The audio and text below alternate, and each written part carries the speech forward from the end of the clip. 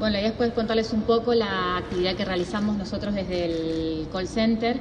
En ese lugar, bueno, captamos a todas las personas que se encuentran en el ASO, que es el aislamiento social obligatorio, todas las personas que ingresan a la ciudad,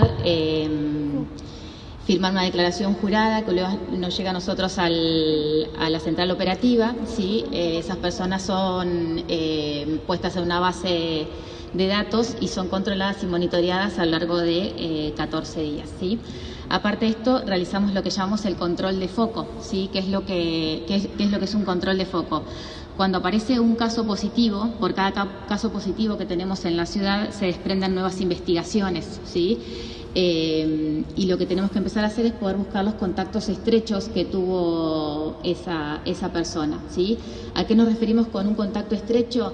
Es cuando una persona estuvo más de 15 minutos con otra, sin respetar el distanciamiento social, sin usar tapabocas, compartiendo utensilios, compartiendo el mate, tomando del mismo pico de la botella, ¿sí? Es por eso también que quería este espacio para poder decirles a la sociedad de la importancia y la responsabilidad individual, ¿sí?, que tiene cada persona en esta pandemia. En todos los controles de foco que venimos haciendo nos dimos cuenta que el distanciamiento social no se está respetando, ¿sí?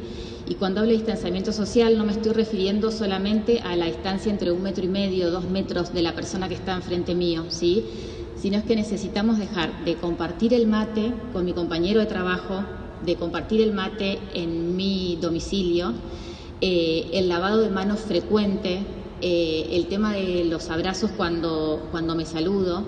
Es muy importante que podamos trabajar sobre esto. Parecen cosas muy básicas, pero estamos viendo de que no se están respetando y son las principales fuentes de contagio, y es lo que pudimos observar e investigar en el brote que se produjo en la ciudad después de que se desprendió, digamos, lo del buque Santorini, ¿sí? Entonces, necesitamos hacer un llamado a toda la comunidad en general para que, por favor, indistintamente en la fase en la que nos encontremos, ¿sí?, necesitamos respetar el distanciamiento, ¿sí?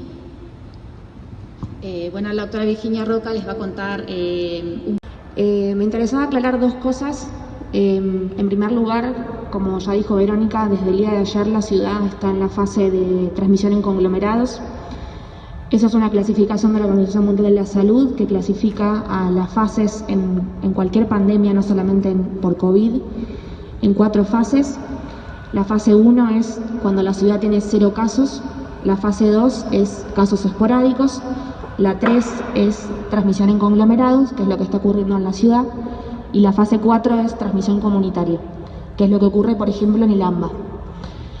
La fase 3 lo que involucra es que el brote que ocurrió hace más de 15 días del puerto es un brote que sigue activo, sigue habiendo casos desprendidos de esa investigación. Lo que significa es que sigue habiendo casos positivos con el mismo nexo y, digamos, en lo que nosotros llamamos en clústeres, ¿sí? Muchas familias que viven en barrios similares y que se han contagiado, como bien explicó Verónica, por no haber respetado las medidas de distanciamiento social, tanto en sus lugares de trabajo como a nivel interfamiliar. Entonces, lo que significa es que los casos siguen en aumento, pero todos relacionados con un mismo nexo, ¿sí? Eso significa fase 3 o transmisión en conglomerados. Por otro lado, a partir de los anuncios del presidente de la Nación, como ustedes ya saben, algunas zonas fueron delimitadas como zonas de transmisión comunitaria. Transmisión comunitaria es cuando no se puede encontrar el nexo o la fuente de infección.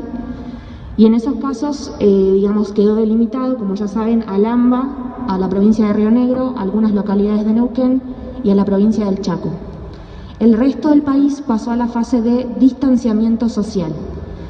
Eso significa o significaría que, digamos, estaríamos en una etapa de, entre comillas, cuarentena no obligatoria, ¿sí?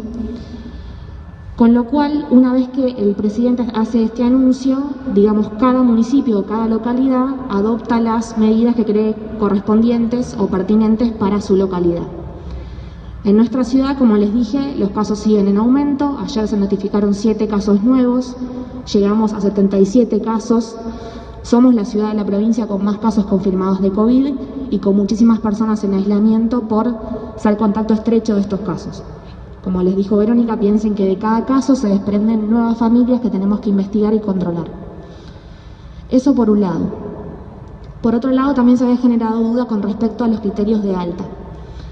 Como saben, esta es una enfermedad nueva para nosotros y también para ustedes, para todo el mundo. Estamos aprendiendo de esta enfermedad sobre la marcha, porque no nos queda otra, esa es la realidad. Y la realidad es que las situaciones o los criterios tanto diagnósticos como las definiciones de caso sospechoso y los criterios de alta fueron cambiando. Por un lado, por la alta demanda que tenemos muchos pacientes para hacer PCR diagnóstica, y desde el 5 de junio Nación modificó los criterios de alta a nivel nacional. ¿Qué significa eso? Significa que Nación dividió a los pacientes confirmados o los pacientes positivos en dos grandes grupos. Un grupo es el grupo de pacientes que tienen factores de riesgo, ya sea por edad, más de 65 años, o por alguna comorbilidad, que la lista de comorbilidades es enorme, ¿sí? Pero diabetes, enfermedad cardiovascular, un cáncer, alguna inmunosupresión. Todos esos pacientes requieren una PCR de control antes del alta. El resto de los pacientes, que es lo que nosotros venimos teniendo, mucha población de pacientes joven y mucha población de niños, porque hubo contagios, como les dijimos, en clústeres familiares, esos pacientes ya no requieren una PCR de alta para considerarse curados. La cura es clínica, es decir, se van de alta a la institución donde estuvieron internados, han mejorado clínicamente, han seguido sus síntomas y desde la fecha de inicio de síntomas o desde el día de la PCR positiva se cuentan 14 días, que es lo que deben cumplir como ASO, y finalizado ese tiempo se les otorga el alta en forma clínica, ¿sí? Es decir, esos pacientes no requieren PCR de control. ¿Y por qué es eso? Porque se han hecho muchos estudios de investigación donde se demostró que a pesar de que los pacientes al día 7 o al día 10 pueden tener una PCR positiva, ¿sí? Esa PCR no implica infectividad viral, es decir, detecto el virus, pero ese virus no es capaz de infectar a otra célula y por ende no es capaz de infectar a otra persona. ¿Se entiende? Entonces, por ese motivo fue el motivo por el cual nos adaptamos como provincia y como ciudad a la definición nacional de criterios de alta, ¿sí?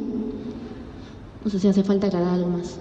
¿O quieren? El Secretario de Gobierno está trabajando para ver cómo va a continuar en la ciudad. Ustedes saben que el decreto salió ayer, así que hoy se va a determinar eso en el transcurso del día.